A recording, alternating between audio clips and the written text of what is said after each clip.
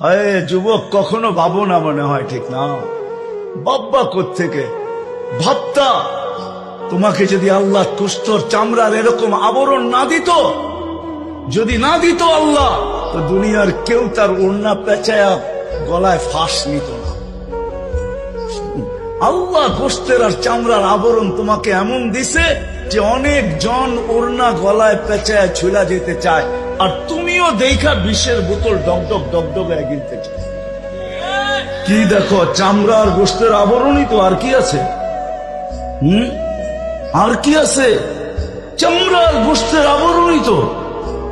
এটা দেখি তো পাগল, ঠিক না? কতজনই তো এই পর্যন্ত জান দিল, ওরে জিজ্ঞাসা করলে তুই জান কেন দিলি?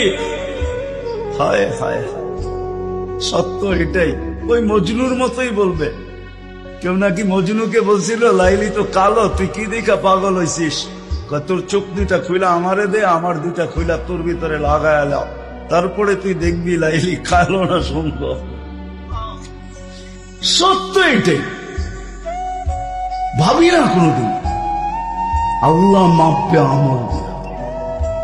প্রত্যেক ব্যক্তি আল্লাহর কাছে করে পার্থক্য। দুনিয়া আলাদের মাপার স্কেল ভিন্ন, ওটা আমি দেখাইতে চাই না। আমার কাছে সব লিস্টি আছে।